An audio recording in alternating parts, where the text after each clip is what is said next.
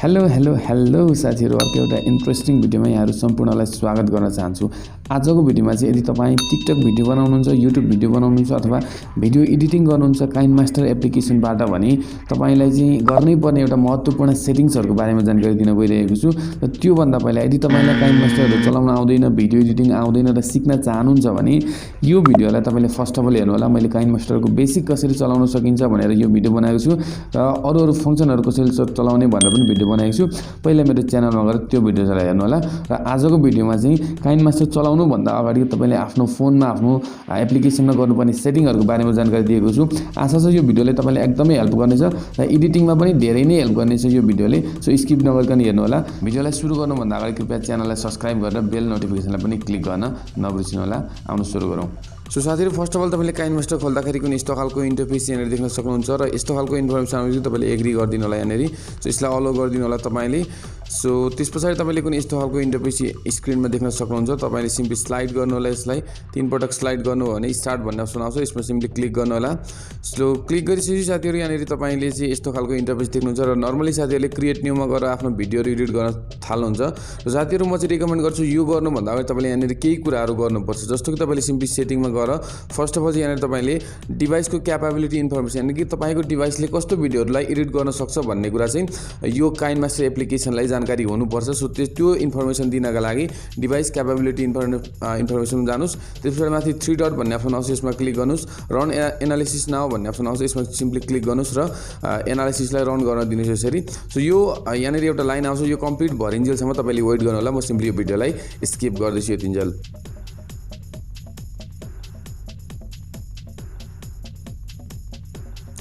So यहाँनिर तपाईले हेर्न सक्नुहुन्छ हाम्रो एनालिसिस कम्प्लिट भइसकेको छ। यानी कि तपाईले यहाँनिर हेर्न सक्नुहुन्छ यो जुन 5x1080 भनेको मतलब 1080p को 5 वटा लेयर चाहिँ यसले सपोर्ट गर्छ। यानी कि फुल एचडी को 5 वटा लेयर एडिट गर्न हामीले मज्जाले सकिन्छ।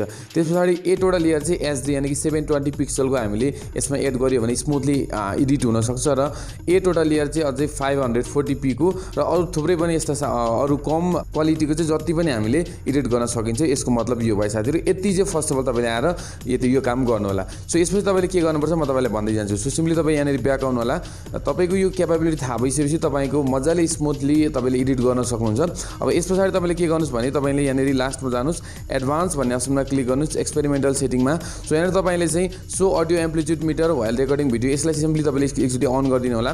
र enable saving up to 60 fps यसलाई पनि सिम्पली तपाईले अन गरिदिनु होला। यसलाई पनि अन गर्नु होला। यसलाई अन गर्नु भयो भने तपाईले भिडियो सेभ गर्दाखेरि हाई फ्रेम रेटमा तपाईले सेभ गर्न सक्नुहुन्छ। सो त्यसपछि तपाईले enable adding video clips up to 250 fps भन्यो 250 fps सम्मको फ्रेम पर सेकेन्ड हुन्छ यो। त्यो सम्मको तपाईले भिडियोलाई यहाँनिर एड गरेर एडिट गर्न सक्नुहुन्छ। त्यसलाई पनि अन गर्नु होला। र फाइनली लास्टमा अनलिमिटेड भिडियो लेयर एकदमै इम्पोर्टेन्ट हो साथीहरु। यसलाई चाहिँ तपाईले एडिट अन गर्नु होला। यति गर्नुभयो भने तपाईले जति पनि लेयर एड गर्नुहुन्छ त्यसलाई एकदम मजाले सपोर्ट गर्छ यसले। यति गर्न चाहिँ नसुटाउनु होला फर्स्ट अफ अल। र साथीहरु, धेरैजना बिगिनरहरुलाई चाहिँ यहाँनिर के प्रब्लम आउँछ भने यो कति राख्ने हैन, यो लो हाई भनेको छ यसलाई कति राख्दा ठिक्क हुन्छ, यो रिजोल्युसन कति राख्ने, फ्रेम रेट कति राख्ने, यहाँनिर धेरैजना कन्फ्युज हुन्छ र भिडियो सेभ गरिहाल्नुहुन्छ। र धेरैजना साथीहरुलाई फुल राखेर पनि सेभ गर्नुहुन्छ, जसले गर्दा भिडियो एकदमै लेन्दी हुन्छ र अपलोड गर्दाखेरि धेरै एमबी कन्ज्युम हुन्छ, धेरै टाइम लाग्छ। सो यहाँनिर तपाईले एउटा सुइटेबल भिडियो बनाउँदै हुनुहुन्छ भने फर्स्ट अफ अल चाहिँ तपाईले के गर्नुस् त भन्दा फ्रेम रेटलाई यहाँनिर चुज गर्नुस्।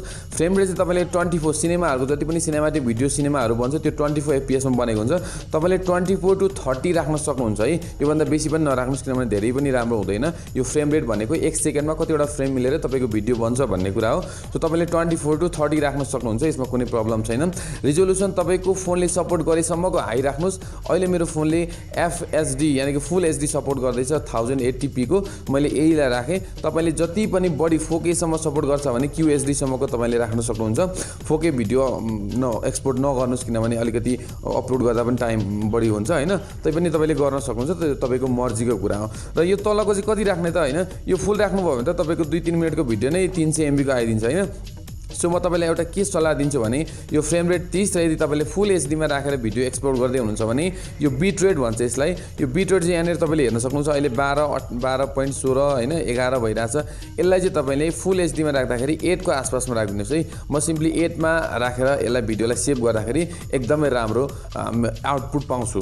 र यदि तपाईँले एचडीमा राखेर सेभ गर्दै हुनुहुन्छ कुनै पनि भिडियोलाई भने तपाईँले यसलाई 3 बाट अहिले 3 मा छ 5 6 7 8 9 10 भयो यसलाई 10 11 को आसपासमा राखेर तपाईँले भिडियोलाई एक्सपोर्ट गर्नु होला तपाईँले राम्रो रिजल्ट पाउनुहुन्छ यो भन्दा माथि तपाईँको QHD पनि सपोर्ट गर्छ भने तपाईँले चाहिँ 5 to 6 तपाईँले राख्न सक्नुहुन्छ है यहाँनिर तपाईँले 5 to 6 चाहिँ तपाईँले यसरी राखेर सेभ गर्नु होला तपाईँले एकदमै राम्रो आउटपुट पाउनुहुन्छ सो मेरो चाहिँ फुल एचडीमा मैले 8 सम्म राखेर गर्नु होला यसलाई फुल पुरै भरेर यसरी सेभ गर्नु पर्दैन साथीहरु यसो गर्नुभयो भने बढी तपाईको स्पेस कन्ज्युम गर्छ र तपाईलाई भिडियो अपलोड गर्न पनि टाइम लाग्छ राम्रो क्वालिटी तपाईले 8-7 fps बिट रेटमा पनि तपाईले पाउन सक्नुहुन्छ है त सो यो थियो काइनमास्टर चलाउने बिगिनरहरुको लागि एकदमै महत्त्वपूर्ण जानकारी यति कुराहरुलाई ख्याल गरे चाहिँ साथीहरु तपाईले भिडियोहरु एक्सपोर्ट गर्नु होला भिडियो एडिट गर्नु भयो होला त त्यसो गर्नु भयो भने एकदमै स्मुथली एडिट हुन्छ काइनमास्टर सम्बन्धी कुनै पनि प्रब्लम अथवा कुनै पनि केही भइराको छ भने तपाईले कृपया कमेन्ट गर्नु होला आजको भिडियोमा यति नै भिडियो कस्तो लाग्यो मन परेमा लाइक कमेन्ट र शेयर गर्न नबिर्सनु होला थ्यांक यू सो मच